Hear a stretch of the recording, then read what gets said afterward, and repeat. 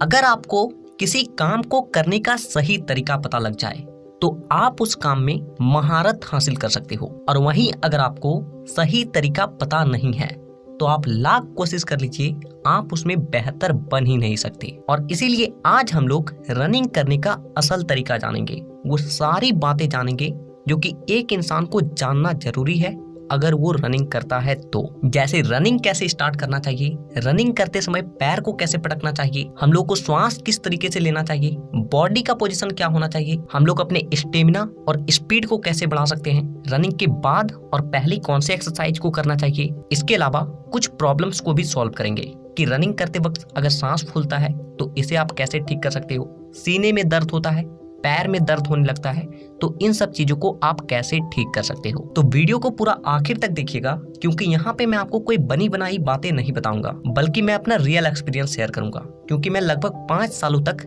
इसी करियर में था और उस दौरान मैंने काफी सारे बच्चों को डिफेंस के लिए तैयारी करवाया है। तो सबसे पहली चीज कि रनिंग की शुरुआत कैसे करें। यहाँ पे आप में से अधिकांश लोग गलती क्या करते हैं कि वो डायरेक्ट ग्राउंड जाते हैं या फिर रोड पे जाते हैं और रनिंग करना स्टार्ट, और कुछ देर रनिंग करने के बाद ही उसके पैर में दर्द होने लगता है, श्वास फूलने लगती है। और इसीलिए आप जब भी रनिंग स्टार्ट करें तो रनिंग स्टार्ट करने से कम 10 मिनट पहले वार्म अप और स्ट्रेचिंग अच्छे तरीके से कर लें, क्योंकि जब आप रनिंग नहीं कर रहे होते हो तो आपका पूरा बॉडी रिलैक्स मोड में होता है, आपके मसल्स एक दूसरे से सिकड़े हुए होते हैं, और जिसके चलते आपका बॉडी ठीक तरीके से नहीं खुल पाता है और आपका पैर पकड़ने लगता है, आपकी श्वास जल्दी फूलने लगती है। दूसरी बात कि रनिंग करते समय पैर कैसे पटकें, और यहाँ पे लगभग 90% बच्चे गलती करते हैं। आप में से अधिकांश बच्चों को लगता है कि अगर मैं पंजों के बल दौड़ूंगा तो स्पीड दौड़ पाऊंगा। हाँ, ये बात सही है, लेकिन ये चीज हर वक्त काम नहीं आती, इसीलिए ध्यान से समझिए मैं क्या बोल रहा हूँ। अगर आप कोई लॉन्ग रनिंग कर रहे हैं, जैसे कि 5 किलोमीटर हो गया, 10 किलोमीटर हो गया, 1600 मीटर हो गया, या फिर कोई मैराथन हो गया, ऐसी स्थिति में आपको कभी भी अपने पंजों के बल नहीं दौड़ना है, क्योंकि पंजों के बल दौड़ने से आप जल्दी थकते हो और ऐसी स्थिति में आप लॉन्ग रनिंग कभी भी कंप्लीट नहीं कर पाओगे। तो अब आपको पैर कैसे पटकना है वो ध्यान से समझिए। आप जैसे ही अपने पंजों को जमीन से सटाते हो वैसे ही आपकी एड़ी भी जमीन से सट जाना चाहिए, यानी कि नॉर्मल आपको अपने पैरों को फ्लैट पटक के दौड़ना है। लेकिन ध्यान रहे, ऐसा नहीं कि डायरेक्ट अपने पैरों को ले गए और धड़ाम से सीधा बजा दिए, ऐसे करोगे फ्लैट फुट की परेशानी हो जाएगी। इसलिए जिस तरीके से एक एरोप्लेन लैंड करता है, यानी कि एक पहिए को पहले रखता है और फिर दूसरे को, ठीक उसी तरीके से आपको पंजे को पहले रखना है और फिर एड़ी को। और जब आपका अगला स्टेप आए तो उस वक्त पंजे से जमीन को जितना हो सके पीछे की ओर ढकेलिए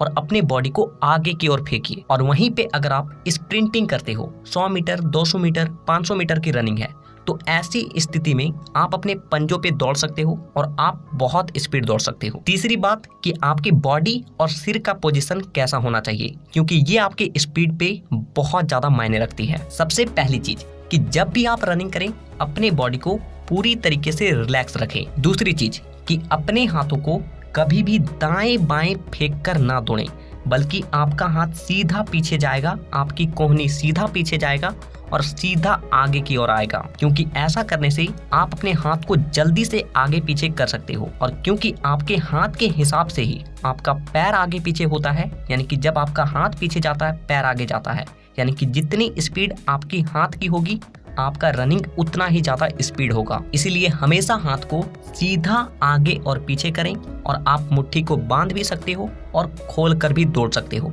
आपको जैसे कंफर्टेबल फील हो आप वैसे दौड़ें। तीसरी चीज कि अपने सिर को स्ट्रेट रखें, अपने गर्दन को स्ट्रेट रखें, लेकिन अपने बॉडी को थोड़ा सा आगे की ओर झुका कर दौड़ें। ऐसा करने से सामने से आने वाली हवा आपको कम महसूस होती है और आपकी स्पीड काफी ज्यादा बढ़ जाती है। चौथी बात कि हम लोग को श्वास कैसे लेना है, तो देखिए यहाँ पे भी आप कुछ हैक्स को यूज कर सकते हो और अपने स्टेमिना को बचा के ज्यादा से ज्यादा स्पीड और लंबा दौड़ सकते हो। अगर आप लॉन्ग रनिंग कर रहे हो, जैसे कि एग्जाम्पल के लिए आप 5 किलोमीटर की रनिंग कर रहे हो, तो जब आप रनिंग की शुरुआत करें उस वक्त आपको केवल अपने नाक से श्वास को लेना है और नाक से ही श्वास को छोड़ना है, क्योंकि शुरुआती समय में आपके बॉडी में स्टेमिना एकदम पीक पे रहती है, आपका ताकत भरपूर रहता है और इसीलिए कम ऑक्सीजन में भी आपका बॉडी अच्छा खासा एनर्जी प्रोड्यूस करता है और आप जल्दी नहीं थकते हो। लेकिन जैसे ही आप 2-2.5 किलोमीटर रनिंग कंप्लीट कर लें और आपको थोड़ा थोड़ा फील हो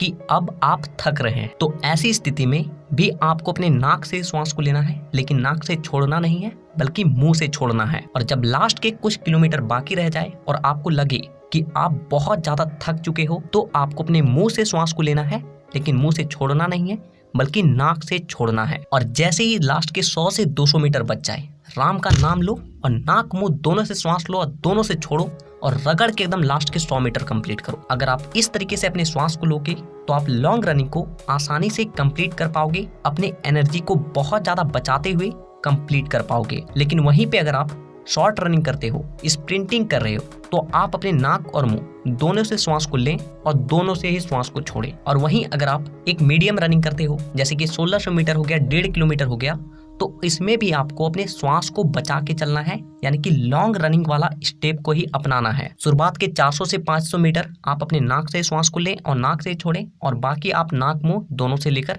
रनिंग को कंप्लीट कर सकते हो। यहाँ पे आपको केवल ध्यान इतना रखना है कि लॉन्ग रनिंग में आप अपने एनर्जी को जितना बचा के दौड़ोगे, आप रनिंग को उतना जल्दी क्वालिफाई कर पाओगे। 5वीं बात कि कुछ लोगों का स्टेमिना बहुत ज्यादा लो रहता है, श्वास तुरंत फूलने लगती है, तो वैसे लोग क्या करें? सबसे पहली चीज, अपने खान पान को सुधारो, क्योंकि आपकी ताकत का आपके खान पान से सीधा संबंध है। दूसरी चीज, कंसिस्टेंसी मेंटेन करके रखिए, क्योंकि एक दिन में स्टेमिना नहीं बनता है। आज बंदे साल भर से वहाँ ट्रेनिंग कर रहे हैं, इसके बाद जाके एक सही रनर बन पाते हैं। और आप 10 दिन रनिंग नहीं करोगे, मेरी श्वास फूल रही है, स्टेमिना नहीं है, ये हो रहा है, वो हो रहा है, ऐसे स्टेमिना को बढ़ाने का बहुत सारा तरीका है और उन तरीकों को बता के मैं इस वीडियो को और ज्यादा लंबा नहीं करना चाहूंगा, क्योंकि पहले ही मैंने उस टॉपिक पे एक प्रॉपर वीडियो बनाया था। नीचे डिस्क्रिप्शन में लिंक मिल जाएगी, इस वीडियो को देखने के बाद उस वीडियो को जरूर देख लीजिएगा। छठी बात कि रनिंग से पहले और रनिंग करने के बाद ऐसे कौन से एक्सरसाइज को करें जो कि हमारे स्टेमिना को बढ़ाए,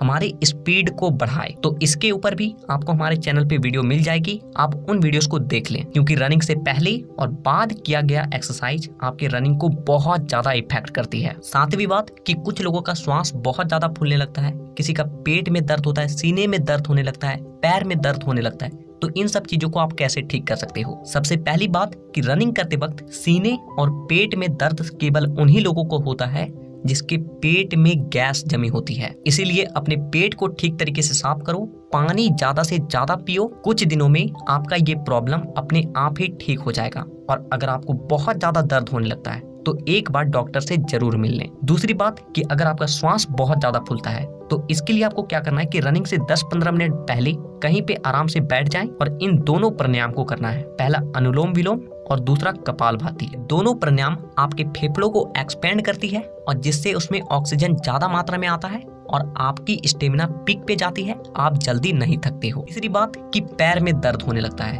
तो अगर आप एक बिगिनर हो, यानी कि अभी अभी रनिंग शुरुआत किए हैं, तो हमेशा रनिंग ग्राउंड में करें, घास वाली जगह पे करें, कभी भी शुरुआती समय में रोड रनिंग ना करें। दूसरी बात, एक अच्छे कंपनी के जूते को ही खरीदें, कुछ पैसा ज्यादा लगेगा लेकिन आपका पैर सलामत रहेगा। और तीसरी बात कि अपने पैरों को इतना जोर से कभी भी मत पटकिए कि उससे एक आवाज क्रिएट हो और उसके बाद आप रनिंग करें, बल्कि जितना ज्यादा आप अपने पैरों को स्लो पटकोगे, जितना स्मूथ लेके जाओगे, आपके पैर उतने ही ज्यादा स्ट्रांग बनेंगे और दर्द कभी भी नहीं होगा। इसके अलावा ज्यादा दर्द होता है तो रनिंग के बाद कौन से एक्सरसाइज को करना चाहिए वो वीडियो जरूर देख लेना। तो जय हिंद, राम राम। अगर वीडियो पसंद आई हो तो वीडियो को एक लाइक करके नीचे कमेंट में जय हिंद लिखना ना भूलिएगा और इसी तरह के और भी वीडियोस को देखने के लिए चैनल को सब्सक्राइब करके बेल आइकन को दबाना बिल्कुल भी मत भूलिएगा, ताकि अगली वीडियो जब भी आए वो वीडियो आपके पास सबसे पहले पहुंचे।